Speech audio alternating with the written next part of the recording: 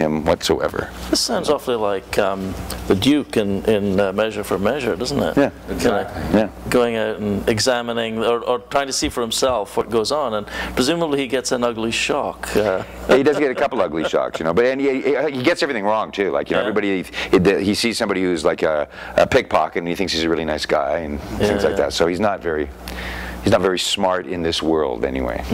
What about those names? Like the characters in this, Adam Overdo. I mean, Adam is a very evocative name. Like you know, first man. I mean, sort of almost. He's not. I guess he is a bit of an everyman in one sense too, because he talks to the audience all the way through too. He makes most of his dialogue is directly to the audience, explaining what he's seeing. Yeah. So he's basically feels he's on a par with everybody else in the audience, which isn't really. And the overdo part is he overdoes everything. I'm sure that's part of it. Because like in this play, as in many of Johnson's plays, the characters have really got names that kind of hint at what they're like in many cases. There's a character called Winwife. There's a character called Quarless. So there is a love story kind of going on here as well. It's a panoramic play. It's showing you the fair, but there's also a pursuit going on here, right? Yes, there is. A character also aptly called Grace. Right. And everybody wants to, you know, find themselves in a state of grace.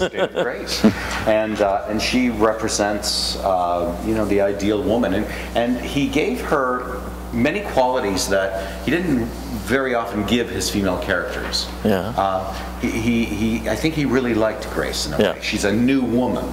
Yeah. New woman in the sense that she's independent, she's extremely intelligent, she doesn't kind of go by the old conventions. Right. And so she's irresistible. Huh. There was a lady who sent in a question beforehand. Said she'd seen The Alchemist. There was another of Johnson's plays. There's The Alchemist, there's Volpone. This one comes later in his career, doesn't it? Is it different? Is it a different kind of play from his earlier work? Yeah, I mean, there's a really different feeling to this play from almost anything that has been created in English literature, to be quite honest with you. It's unique, it's of itself. But it's different from the rest of his own work. He wrote this in 1614. Right. His other work started, you know, 1596, and then The Alchemist, Volpone in the preceding decade leading up to 1610. Here, this play has a spirit of inclusiveness, of warmth.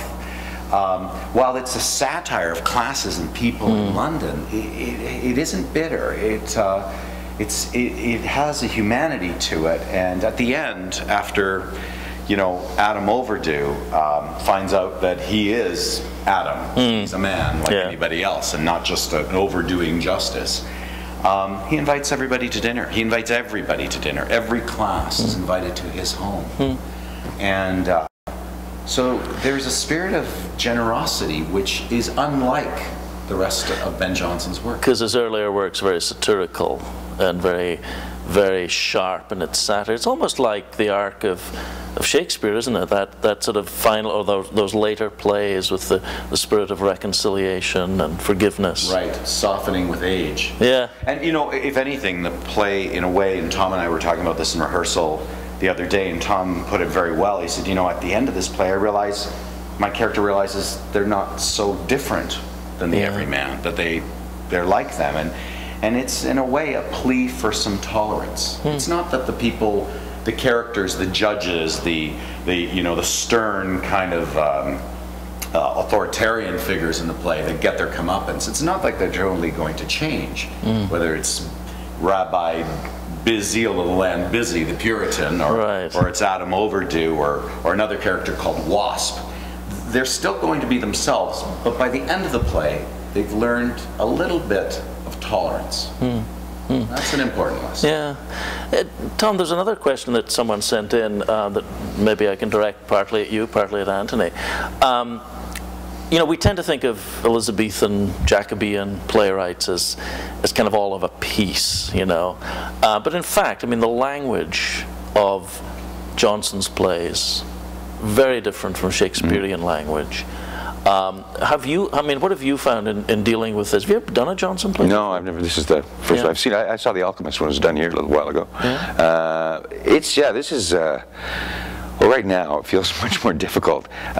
first of all, he's not writing in verse, and so in terms of actually just to memorize this stuff, it's very difficult. It's not the same kind of rhythm in it. Plus, the phrases, they're very maybe just because they're talking about the fair and because it's a kind of a lower class thing. It's a real colloquial kind of a thing. So you really have to figure out what they actually mean, what he's actually talking about. Once you do, and once you get the clarity of the thought, then it's fine. But it's really difficult to find it right now, anyway. Kenneth Tynan, I think, called this play a documentary in some ways, and it really gives you because Shakespeare very seldom, if ever, wrote about his own time directly. Right, yeah. He alluded to it, but all his plays are set in, either the past or in foreign countries. Mostly, it was The Merry Wives of Windsor, of course.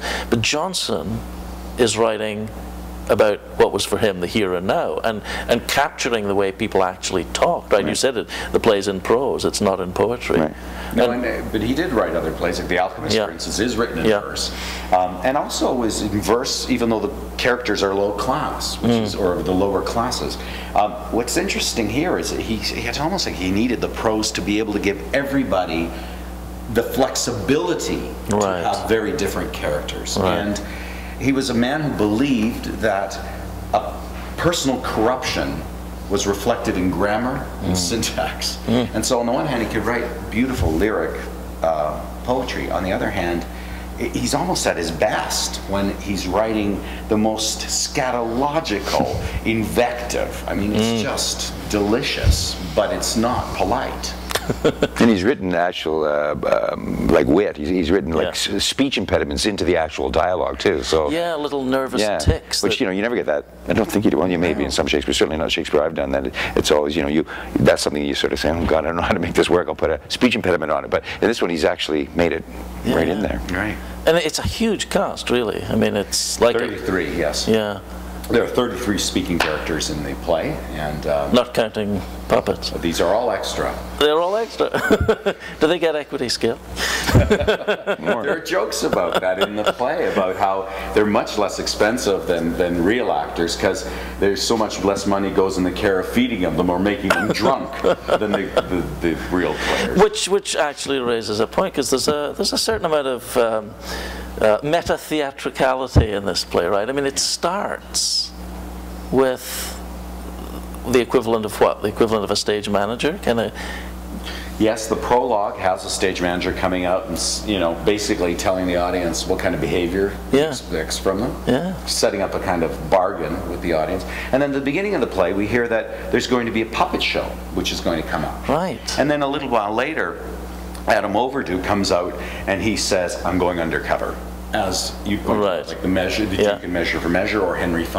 And so we know that there's going to be another show coming up later on when he judges everybody. So there's a series of Chinese boxes, one after the other, that keeps on coming out.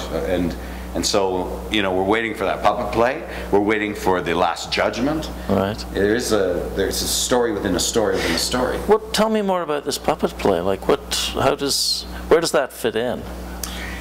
The beginning, a Puritan is also a writer, a playwright. So it's an uneasy fit. And he's managed to get a producer to do a puppet play of his at Bartholomew Fair. The only problem is he can't get there because his mother-in-law, who's a stern Puritan, wouldn't allow him to go. So he's got to somehow get there. So he convinces his wife that she should, and they've just recently been married, so they're at that age where everybody expects her to get pregnant, that she has a very strong desire, a need, what's that called when you're pregnant and you have a yearning, or a craving for pork. Or sardines and marmalade. Yes, that's right. Well, whatever. this pork has to be eaten in the fair, so they all have to go off and eat the pork in the fair, Puritans and all. And at the end of the play, the puppet play takes place, and it's the story of Hero and Leander, but adapted to modern-day London for the time. And while they say they're just going to make it a little bit modern and familiar, a little bit easier for people, it turns into being quite there's a lot of mustard on this hot dog.